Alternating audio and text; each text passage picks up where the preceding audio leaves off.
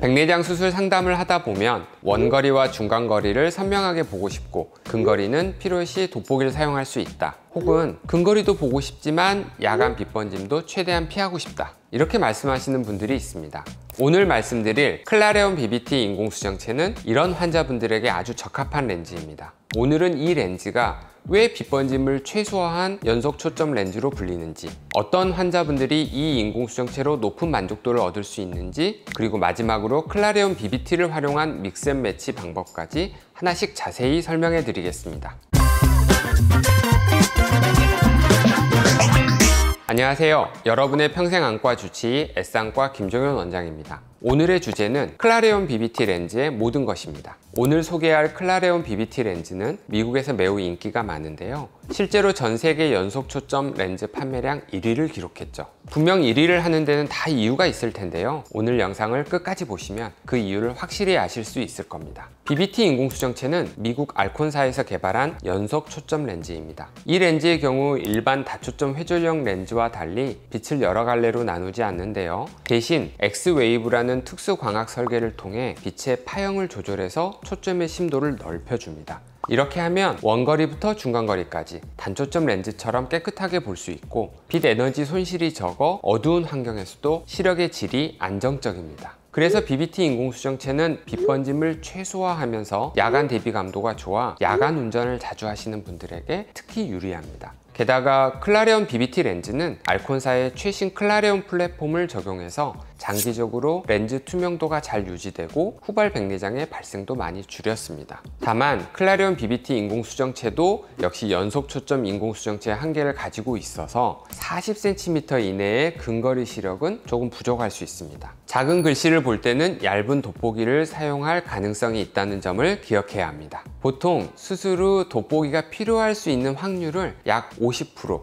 절반 정도라고 설명드립니다. 연속 초점 렌즈는 왜 근거리까지는 잘 안 보이는 걸까요? 한계일 것 같아요. 원거리를 보던 초점을 쭉 늘려가지고 중간거리까지 볼 수 있는데 근거리까지는 안 되더라고요. 근거리까지 하면 광학적 특성상 원거리 시력이 너무 떨어지는 게 아닐까 싶습니다. 클라레온 BBT 인공수정체는 사실 우리나라보다는 미국에서 인기가 더 많은 편입니다. 왜 클라레온 BBT 렌즈는 미국에서 인기가 많을까요? 아마도 미국과 한국의 생활환경 차이와 관련이 깊을 것 같은데요. 미국은 대중교통 대신 자차 이용을 많이 하는 편이고, 따라서 도로교통 이용 비중이 높고 야간 운전도 많이 합니다. 이 때문에 맞은편 차량의 헤드라이트가 눈에 직접 들어오는 경우가 많고요. 빛번짐이 거의 없는 BBT 렌즈는 이런 환경에서 특히 큰 장점을 가집니다. 또한 미국인들의 근거리 인식 기준이 한국인과 조금 다릅니다. 한국인은 보통 35에서 40cm를 근거리로 생각하는 반면에 미국은 45에서 50cm 정도로 더 먼 거리를 근거리로 고려합니다. 아마도 이 체형 차이, 팔 길이가 영향을 미치지 않을까 생각합니다. 클라레온 BBT 렌즈는 일반적으로 원거리부터 중간거리까지 선명한 시력을 원하고 야간 빛번짐을 싫어하는 분에게 가장 적합합니다. 그리고 근거리 작업할 때 필요시 돋보기 사용에 대해 긍정적인 분들이 만족도가 높습니다. 반대로 원래 근거리 시력을 잘 보셨던 근시 환자나 근거리 시력에 대한 니즈가 큰 분들, 돋보기 사용은 가능한 피하고 싶은 분들은 클라레온 BBT 렌즈 선택을 신중하게 고려하는 것이 좋습니다. 원장님, 근데 빛번짐이 어떤 체감이 될까요? 빛번짐의 양상이 좀 다양해요. 보통 저희가 말하는 빛번짐이라는 건 솜사탕처럼, 부처님의 후광처럼 나타나는 경우도 있고요.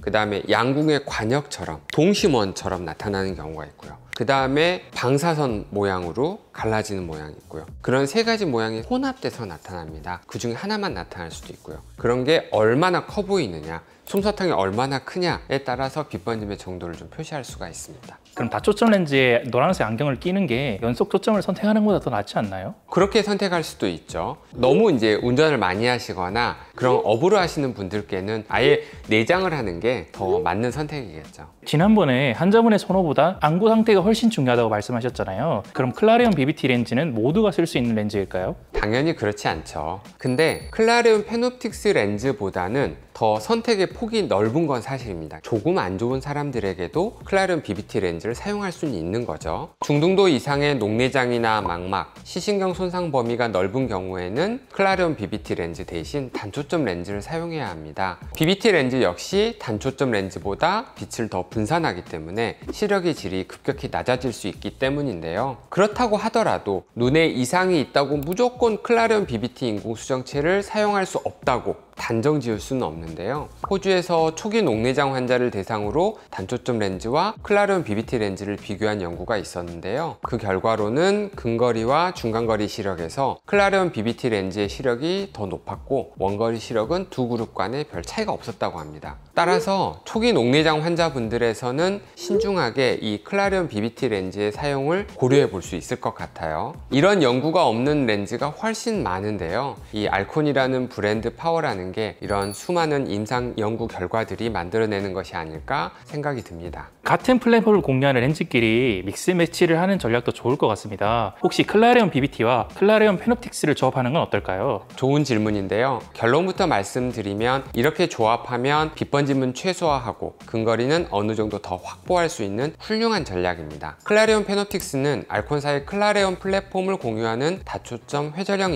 인공수정체인데요. 클라레온 BBT 인공수정체보다 근거리 시력에 더 집중한 인공수정체입니다. 아무래도 같은 회사에서 동일한 플랫폼을 이용해서 제작하다 보니 두 인공수정체 간의 광학적 감각이 비슷한데요. 인공수정체 디자인이나 색깔도 비슷하고요. 그래서 뇌가 새로운 시각에 적응할 때 혼란이 적다는 장점이 있습니다. 하지만 단점도 있을 수 있는데요. 믹스 앤 매치를 하면 양한 클라레온 BBT를 사용할 때보다 빛 번짐이 더 느껴질 수 있고 환자에 따라서는 이 초기 적응이 좀 어려울 수도 있습니다. 또 한쪽 눈에 이 다초점 회전형 인공수정체 클라레온 페놉틱스를 사용하려면 그 사용할 눈의 시기능 상태도 훨씬 좋아야 합니다. 그래서 저는 계획적인 믹스 앤 매치보다는 클라레온 BBT 사용 후에 근거리 시력이 불만족스럽거나 클라레온 페놉틱스 사용 후에 빛 번짐이 너무 불편한 경우에 반대편에 맞춤형 믹스 앤 매치를 고려하는 것을 선호합니다. 만약 완전한 근거리 확보가 아닌 약간의 근거리 시력만 원한다면 미니 모노비전 전략도 고려할 수 있는데요. 한쪽 눈을 약간 근시에 맞춰 근거리에 조금 더 집중하는 전략이죠. 다만 믹스 앤 매치보다는 근거리 시력이 조금 더 부족할 수 있습니다.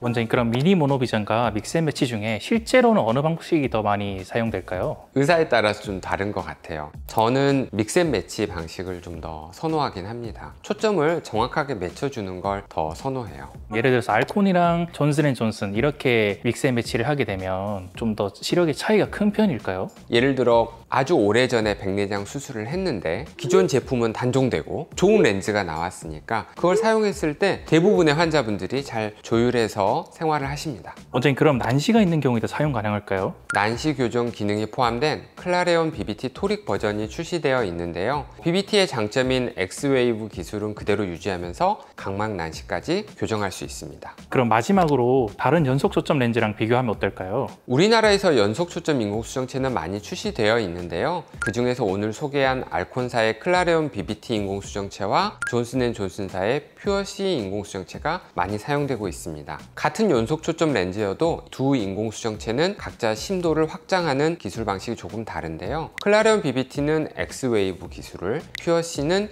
구면 수차 보정 방식을 사용합니다. 사실 이렇게 말씀드리지만 또 어떻게 구체적으로 작동하는지는 안과 의사인 저도 잘 이해를 못하는데요. 아무튼 이게 서로 중간거리를 잘 볼 수 있도록 초점을 연장하는 기전은 다르지만 실제로 임상에서 만나는 결과는 두 렌즈가 다 거의 비슷합니다. 사실 우리에게 중요한 건 시력 품질인데요. 당연히 퓨어C 인공수정체의 임상 결과도 상당히 좋은 편입니다. 실제로 임상에서 환자가 느끼는 원거리, 중간거리 시력이나 빛 번짐 정도는 클라레온 BBT와 유사한 것 같습니다. 다만 믹스 앤 매치를 향후 고려했을 때 퓨어C는 아직 적절한 회전형 렌즈가 없다는 점이 단점이라고 할 수 있습니다. 그래서 오디세이 인공수정체가 출시되기를 기다리고 있고요. 또 그게 바로 같은 존슨앤존슨 플랫폼이니까요. 우리나라 사람들은 퓨어C를 좀 더 선호하는 편일까요? 퓨어C의 플랫폼도 괜찮고요. 또 퓨어C가 온라인 마케팅을 잘하는 측면도 있고, 근데 이제 클라레온 BBT가 예전에 BBT에서 클라레온 BBT로 업그레이드 되면서 재질 면에서도 많이 좋아졌어요. 좋아졌고요. 클라레온 BBT와 퓨어시 인공수정체 모두 좋은 연속초점 인공수정체라고 생각합니다.